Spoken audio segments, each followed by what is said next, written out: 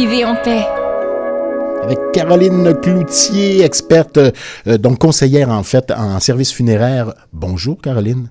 Bon matin, Charles. On a un sujet quand même assez difficile ce matin, assez délicat, pourrait-on dire. Je vois que sur les routes, c'est un réel capharnaüm. Et puis, le sujet de ce matin, ça peut faire un...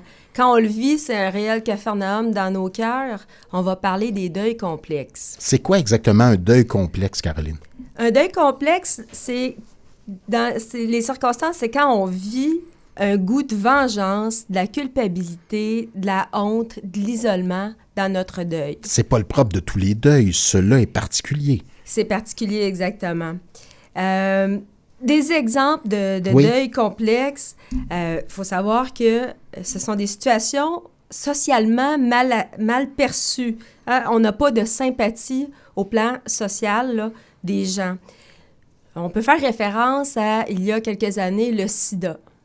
Les gens avaient une crainte, c'était tabou, c'était méconnu. On peut penser aussi au deuil d'une maîtresse ou d'un amant. Donc, on va vivre ce deuil-là dans le secret, on va vivre de l'isolement.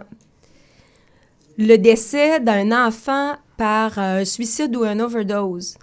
On va entendre les gens dire, on sait bien, ils l'ont pas élevé, cet enfant-là. S'il s'en était occupé aussi. Oui, les préjugés se mettent de la partie.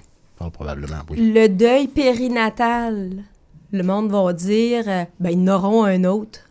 On comprend pas que on comprend pas la peine de ce genre d'événement-là, effectivement. Effectivement, parce que c'est une morte-naissance, l'enfant n'a pas vécu, donc on comprend pas que les parents peuvent avoir de la peine. Ensuite, le père qui recule sur son enfant en voiture parce que l'enfant jouait là, dans le stationnement juste en arrière. Une culpabilité s'installe, certes, parce que la personne, c'est un accident, mais elle ne peut pas nier que c'est arrivé, qu'elle a écrasé son enfant. Et ça fait référence à l'entrevue de Tout le monde en parle de dimanche soir, là, le 18 novembre. Est-ce que tu l'as écouté? Oui, tout à fait. Il s'appelait Louis-Philippe, hein, c'était dans le cadre de l'émission, entre autres, qui s'appelle « Faire œuvre utile ». Exactement.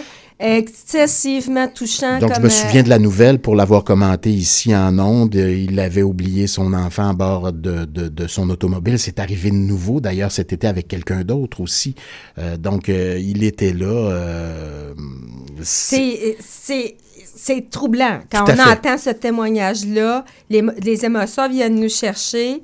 Ce qui est arrivé, le papa Louis-Philippe nous raconte qu'en 2016...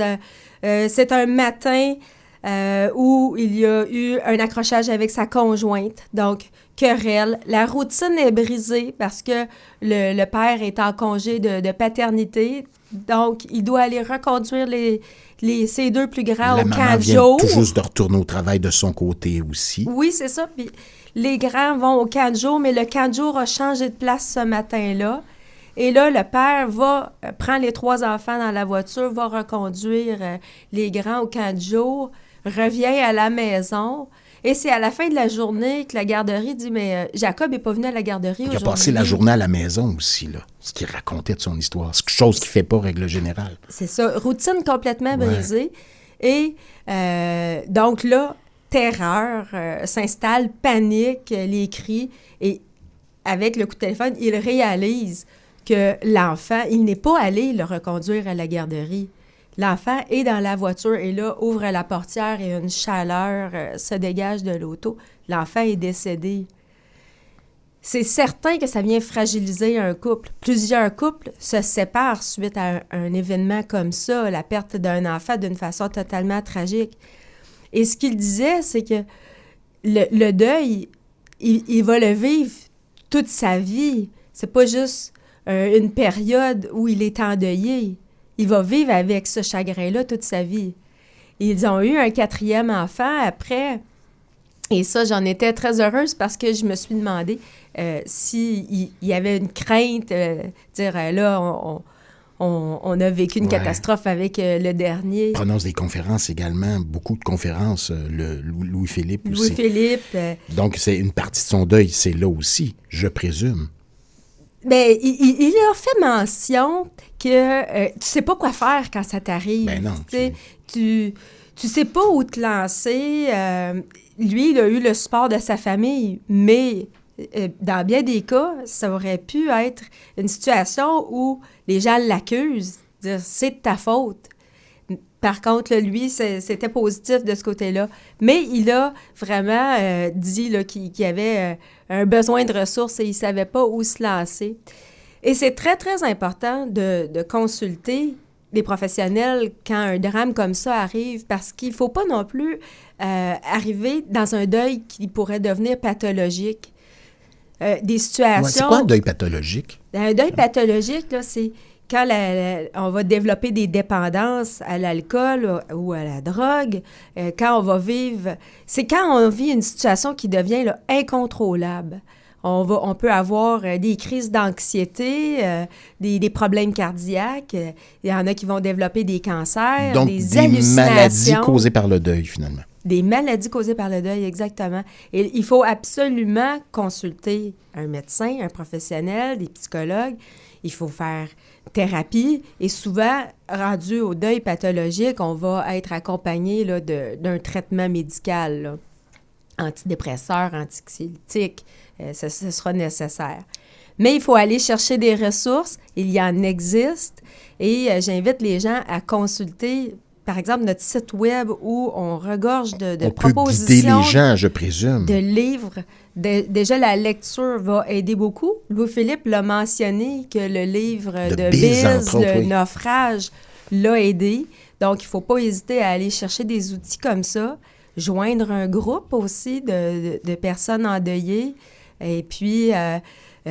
d'autres activités. Parler beaucoup, je présume. En parler, c'est le une partage va aider à vivre.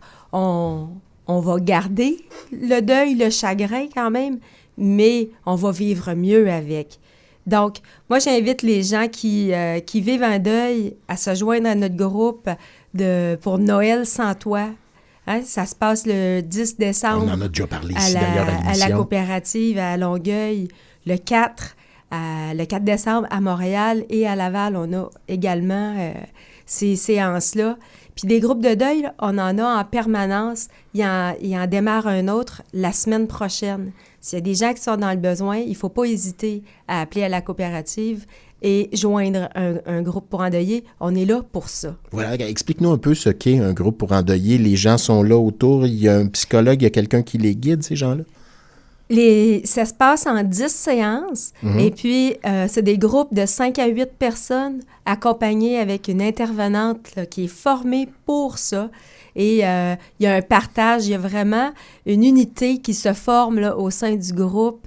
On va chercher du soutien tout en étant accompagné d'une façon professionnelle. C'est totalement gratuit pour nos membres. Alors, il ne faut surtout pas hésiter. Voilà, il y a là une piste. Il y a un lien sur notre page Facebook si la chose vous intéresse également, Coopérative funéraire du Grand Montréal. Merci infiniment, Caroline Cloutier, donc experte en services funéraires. Voilà, la Coopérative funéraire du Grand Montréal, 9h29. Vivez en paix, présenté par la Coopérative funéraire du Grand Montréal.